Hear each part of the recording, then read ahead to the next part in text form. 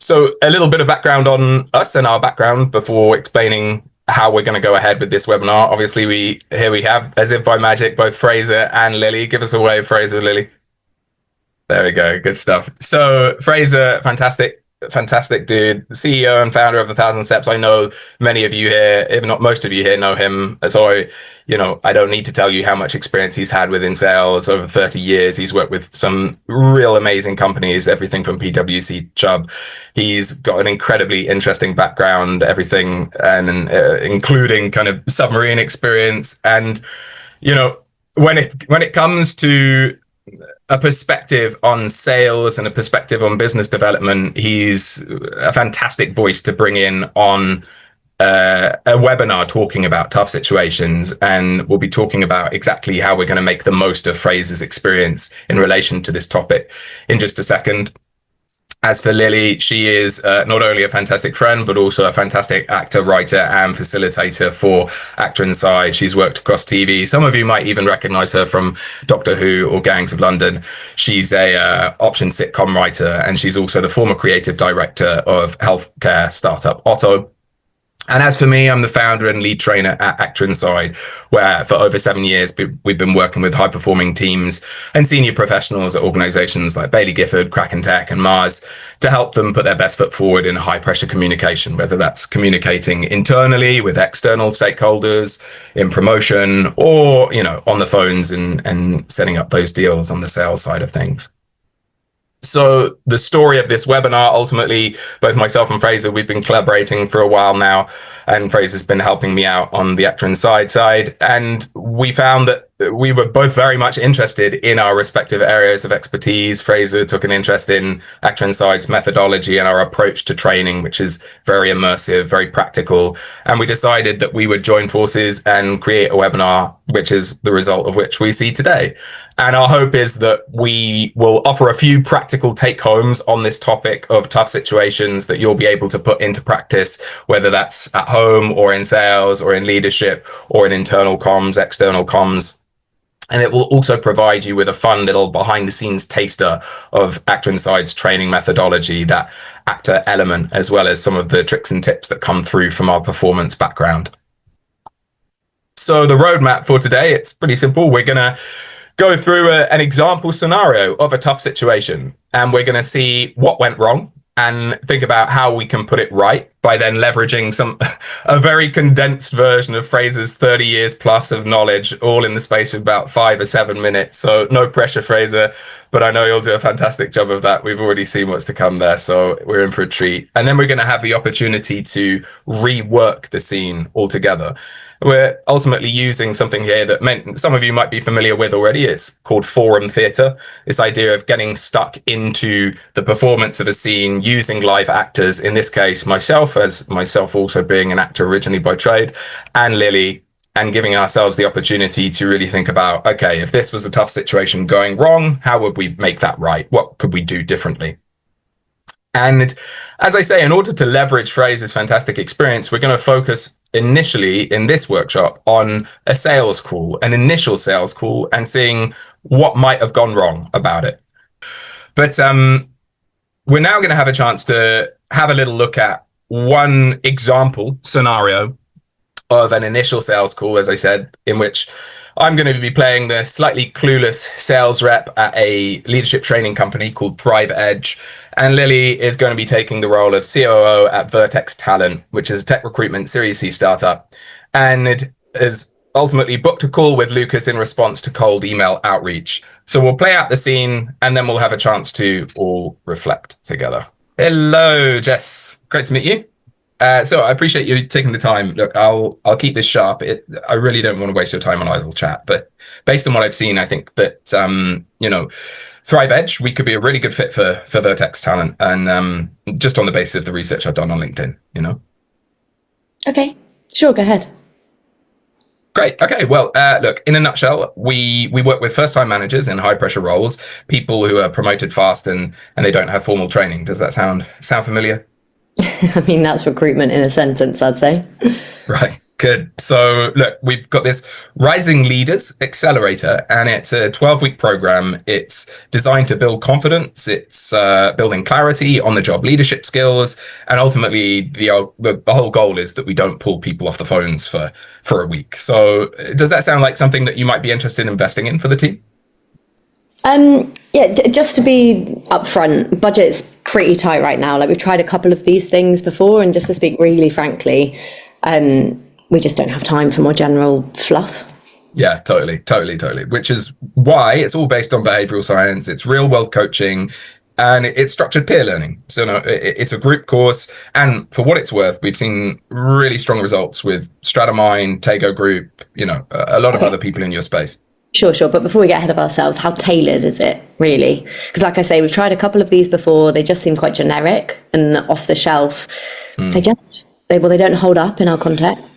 I hear you, but honestly, I think in this case, the structure of this is actually the strength. And, even beyond that, personally, I think that the real value is in the group dynamic. It's about creating the space to reflect, building psychological safety, especially in recruitment, right? Where people don't have the chance to slow down, Yeah, I mean, it's hard to slow down when you're managing 30 open roles. We promote top billers. So leadership here is about real outcomes, unfortunately.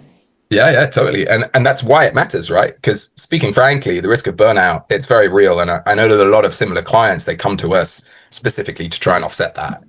Mm-hmm. Okay, look, sure. I'm sure it's a really solid program, but I'm not convinced it's for us. Oh, okay. Wouldn't it make sense to loop you in with our training coordinator? They could walk you through the platform, modules, metrics, and the whole flow, everything like that. No, I don't think so. I don't want to waste their time. Okay, well, look, we could offer a pilot first session for free, maybe just to show you how it works and let me dip your toes in the water. Yeah, that's generous. No, thanks, Lucas. Okay. Well, great. Okay, fair enough. Well, have a great day then, I guess. Bye. That was harsh. I don't want to be you, even It's when I'm watching from the outside. It's quite fun being that harsh, to be honest. But you're so nice in real life, Lily. I don't know how you do it. You switch, yeah. It's interesting. So, again, what we want to do now, right, is I'm just going to run through a bit of structure around the sales process here for 5 minutes, keep it really short, and then we're going to get you guys to get them to do it properly based on the base sort of formula that I'm going to sort of go through now. See, always when we're talking about these meetings, there's a pace and a cadence to it, and we saw that with Andy there, and I think a couple of you pointed out. She did say, how tailored is it? Yeah, right. She did say, I've tried a couple of things, and at no point did he ask any questions. At no point did he interact. He didn't do any rapport with the client. Yeah, right. He didn't. As you mentioned, someone else mentioned, there's no rapport, no relationship building. He clearly hadn't prepared for anything. And there wasn't a sort of flow there, right? So if we can go to the next slide, there wasn't a flow or a cadence around what he was doing. You can tell there's no preparation, and there's just no questions. There's no structure there around it.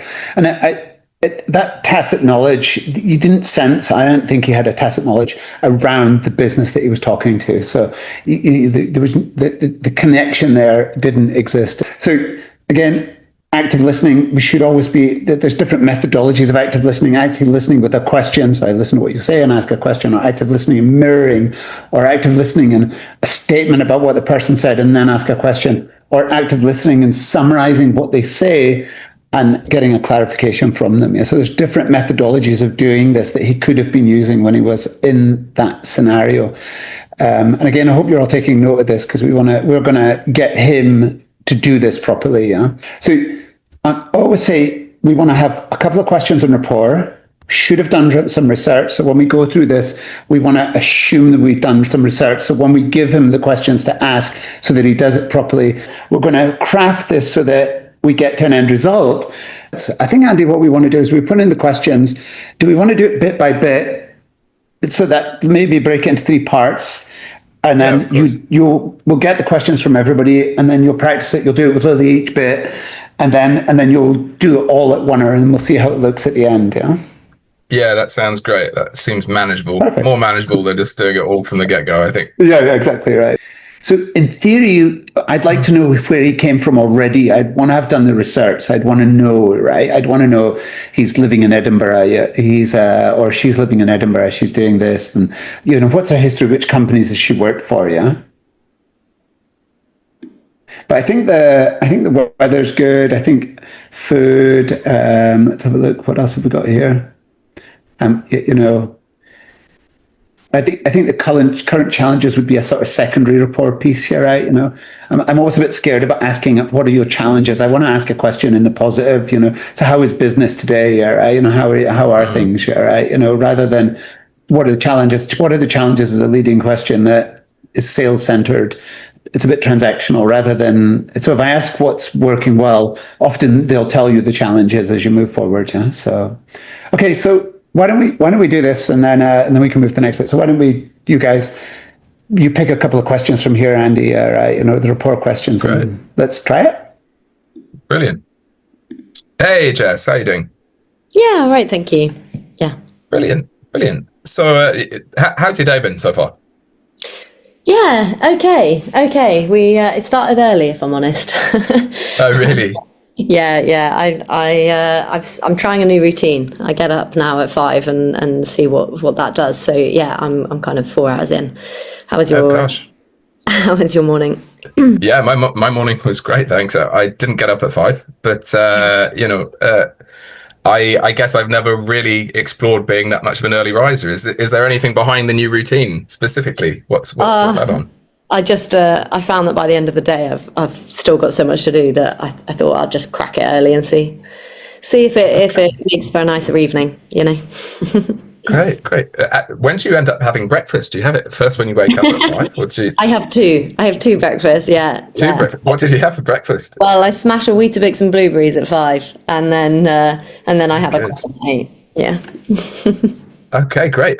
So look, I guess thanks so much for jumping on the call with me today. And I know even in spite of getting up at 5, you're probably incredibly busy. There's a reason that you're getting up at 5, right? And it's probably to make more time in your schedule. So I'll jump straight in. I'm just wondering, ultimately, I feel like Thrive Edge could be a really good fit for Vertex talent. And can I stop you now, Andy? Yeah, so please. Let's stop me whenever it feels like it's going wrong. So you see, he was going wrong there, right? It was so you could see. So what we're going to do is we're going to come to that in a second.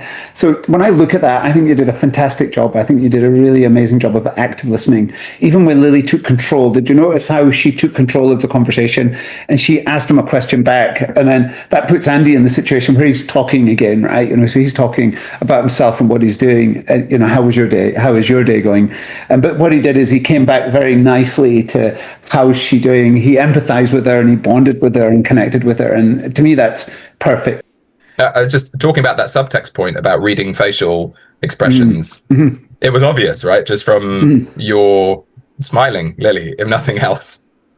Yeah, it's funny. It definitely, as soon as you can talk about something that isn't the thing that's causing you stress, it just helps you breathe at the start of the call. So just as the person being, met with, I just felt like I could breathe a little bit. Whereas in the previous version, you feel immediately like you're on your guard and your guards go up. Whereas it's nice to have a moment to lower your guard. Yeah, and like Marie said that you looked a lot more open. There's some interesting comments in the chat which are actually really worth chatting through. It's so Claire says, given that she has so little time, was building the report a bit long? What's your take on that, Fraser?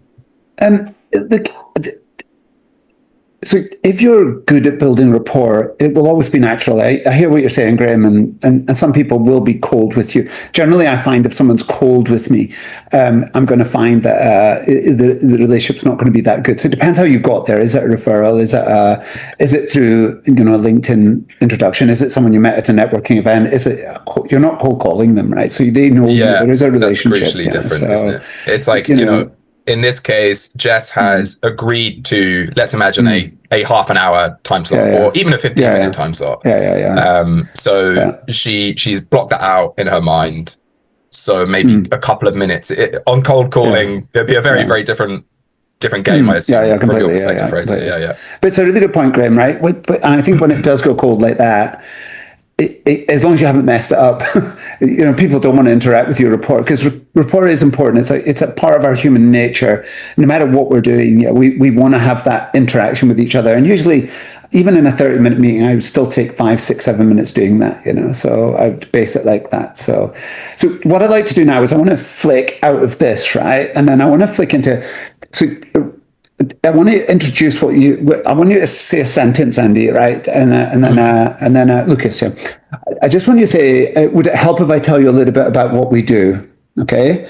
And then I want you to lead. Now we're going to get questions from everybody, but I want you to say, would it help if I tell you what we do? So this is the bridge, right? And then you're going to introduce yourself for no more than 30 seconds. No more. Okay. That's it.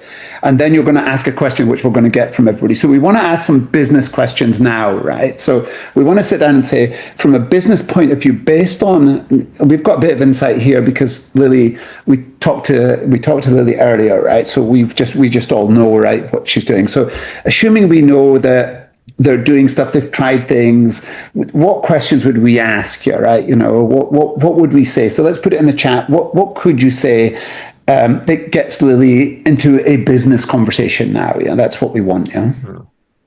And I guess also at the same time, Fraser, isn't it? It's about like not coming on too strong. It's not too just strong, being like, what's your main budget concern right now?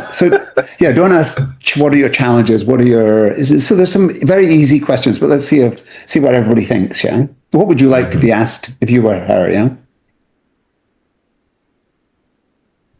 Do you have any thoughts on that, Lily? Yeah. If you were in that position, I think I would want evidence quickly that you understood what I do and why I've agreed to the meeting, because I don't have time to explain to you why I've agreed to this. So any question you do ask, I'd want it to prove your understanding quite quickly. So it's like, I saw this about Vertex. Yeah, possibly, or like you don't need to make it explicit. It's just like, if the question is, relevant to me, then it'll prove that you've done your research. I'm going to give you a couple of questions, okay? So what we'll do is we'll use Maria's first question. So what sparked your interest to take the call? Then you ask a couple of questions about what she says, just drill in a little bit, and then I would try and take it in the direction. I'm assuming you're pretty organized from a development of your team perspective.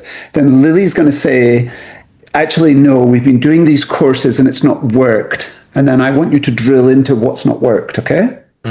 Okay, cool. Right? So you'll do the question there, and then the second piece will be that. And you should be able to take Lily naturally in that journey here, right? And see what comes out, yeah? Okay, great. Let's give that a go. So, thanks so much, Jess. Just to give you a little bit more context on me and why I thought it might be worth us having a call today. As you probably already know, Thrive Edge, we specialize in helping rising leaders, kind of first-time managers, people in high-pressure roles, and we have a variety of different training programs to help them put their best foot forward in a way that ultimately can impact the wider team and enable them to put their best foot forward where otherwise it can be a difficult thing to adapt to. But I guess, at the risk of saying too much about me, it'd be fantastic to know why it was that you decided to have the chat with me today and what it was that interested you about Thrive Edge and our training. I think I had a look through your website, had a look through, the previous clients you've worked with, and it struck me that you've worked with clients who might have similar issues to what we're facing at the moment. We're growing really, really fast, and I'm basically kind of scouting around for companies that can help us to grow well, basically. So yeah, I'm curious as to whether that might be you. Okay, awesome. And then, so obviously growing well, that's clearly a priority. In terms of supporting that with training at the moment, I'm assuming that, do you have stuff in-house and you're looking for stuff to kind of further that, or what's the situation? Quite frankly, no, we have very little in-house. Our L&D is patchwork. So yeah, we don't have anything currently embedded in house. I'm just looking for kind of an external company I can outsource it to, who can kind of quickly get up and running, understand our context quickly, and help us.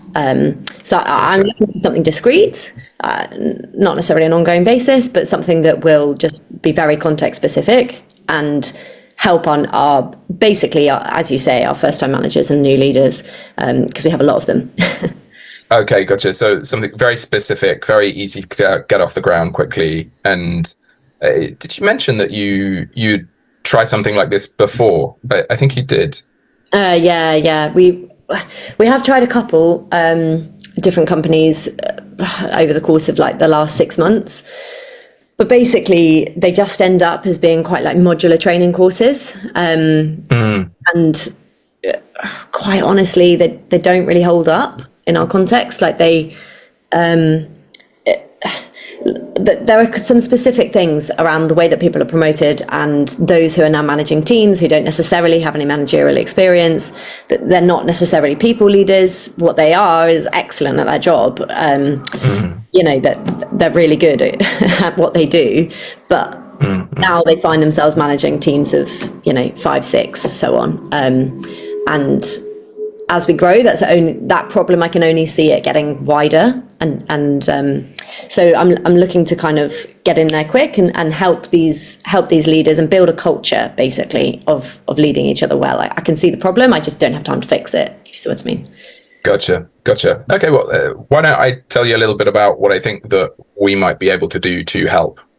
Look, I thought it was better, but I still think you're not drilling deep enough, and you're not going into the thing that she's talking about. I want to, so for example, she said, we've tried these different courses and, they're very modular. Yeah. So what is it about the modular courses you don't like? Why did modular courses not work? Yeah, right. So I want to get more information as she opens up. I want to drill into a layer below what she said, and then a layer below that as well. Yeah, that's the really critical piece. Yeah, and so there's this tendency to I'm getting information to be able to say something, whereas I want to get information to ask more questions. Yeah. Yeah, right. I think that's the key, isn't it? It's like, yes. What are we after with this information? Succinctly, like what's the value of it? And that is that you can ask better questions. And if you're asking better questions, you can build a much clearer idea and clearer picture of how you might be able to partner effectively with them. And that holds true whether it's a sales call or any other situation, right? Yeah. Maria's point, you could have asked, what does growing well look like to you? Is exactly perfect. Yeah, it's very nice. Yeah. So absolutely, Maria, you're right. And that's the point here is the danger we've got is we're transactional. So what we're doing is we're listening to get something, whereas we should be listening to understand. Is different. I always think there's 2 pieces of information that Lily knows that she doesn't know she knows that you need to know. And then if you explore them, the Lily goes, oh my God, you got me to think about that as well. That's when Lily goes, this guy knows what he's talking about, And it changes that thing that you were talking about. You want the Lily, right, that we were discussing earlier. So I think we do it again from the beginning, go through it, try and keep it to 3-4 minutes. And then I want you to drill in the layers here, right? So, and the introduction, just remember to ask the question, do you mind if would it help if I tell you a little bit about who we are? Then you do your introduction, then you ask your question, and then your second question, and you're drilling in, and each of those 2 questions, you drill in 2 layers, yeah? So, hello, Jess. How are you doing? Yeah, all right, thanks. Good. How's your morning been so far? Yeah, fine. Busy. How's yours? Busy. Yeah, very, very good over here. What's been occupying you? What's busy?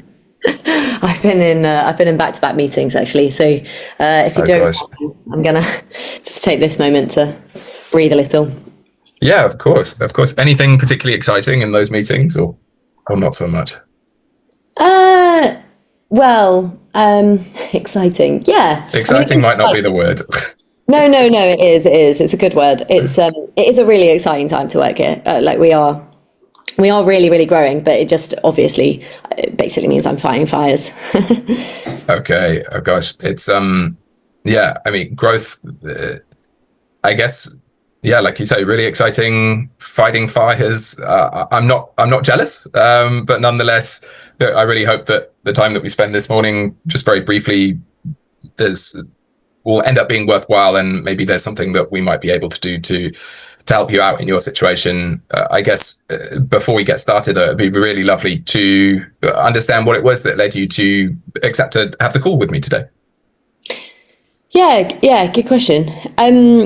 I think at the time I got your email. Obviously, we'd spoken before, and just over email. And I think when I looked at the website, I could see the previous clients you've worked with, and I think there's quite a few clients there who are in a similar situation to us, like growing fast, Series C.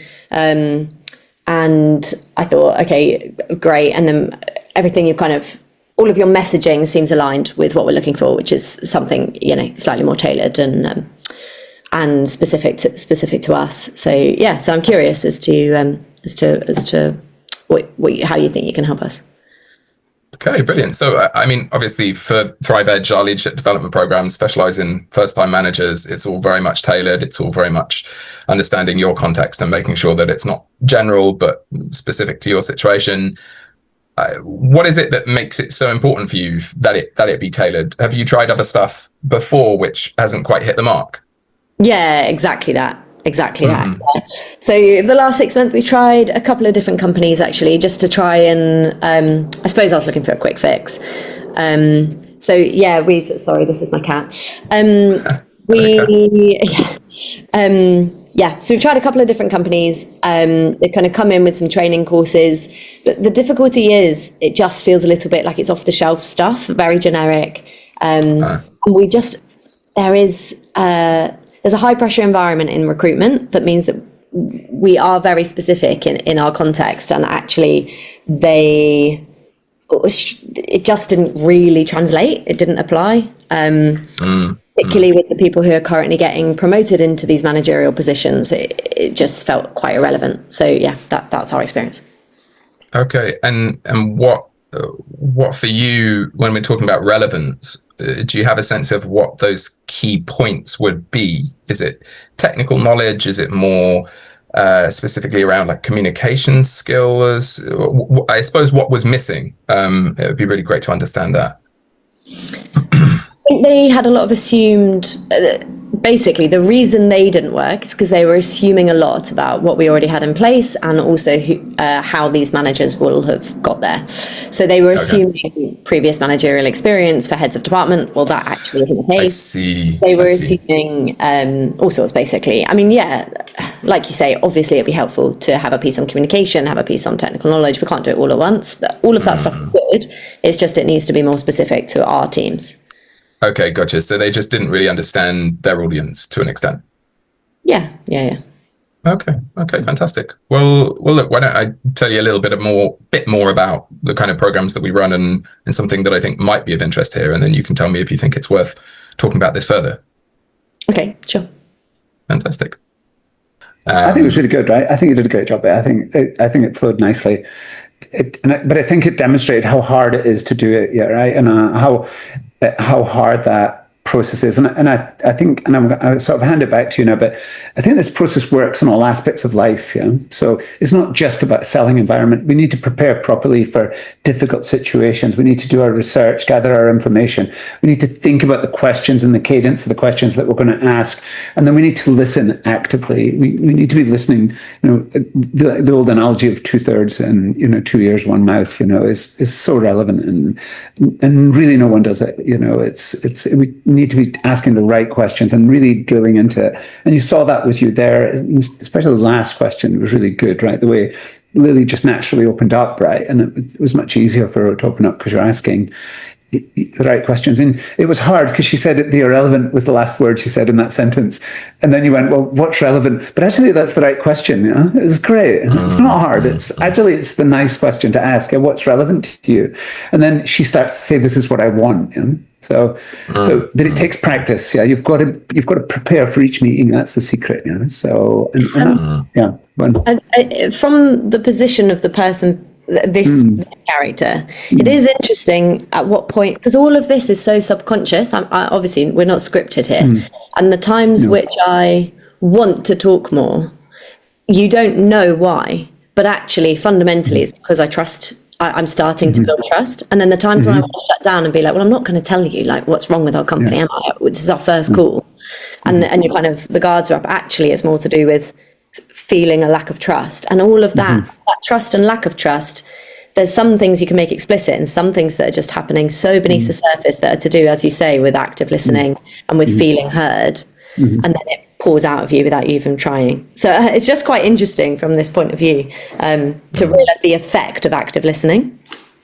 Yeah, it's really cool to hear that from your perspective. Yeah, and it's fascinating. Anyway, so it's not done. And again, that's the idea of today, is to get everybody to think. Yeah, right. Like, this active listening thing. I think you're correct. I think it changes that relationship, and it does change the trust.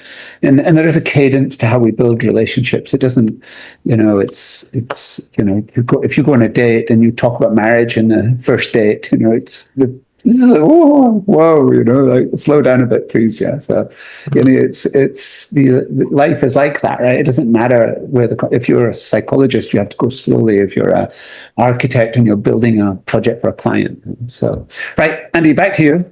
I thought that was amazing. It was really, really cool. You're right. Really interesting. Lucas appreciates the vote of confidence. I've got to say, he needs it at this point.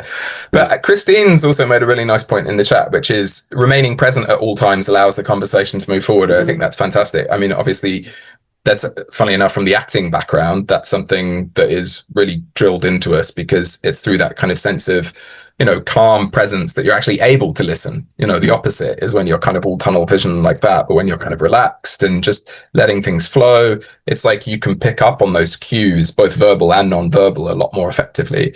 So yeah, Christine, I'm 100% with you there. I think presence is so important, but it is easy to get distracted, and that in itself takes practice, particularly under pressure. And that's something that we do a lot with high pressure communication challenges at Actor Inside specifically. But when we're looking at other tough situations, other speaking and questioning and listening skills, there's the opportunity for us to run more webinars in this series, obviously, and build on our respective experience, both in sales over from Fraser, and for us in communication specifically, whether that's leadership management or customer service or early talent and early leaders. So if you would be interested in letting us know what kinds of webinars you might be liking to see from us in the future, please do scan this QR code, give us a little bit of feedback. It will take just 60 seconds.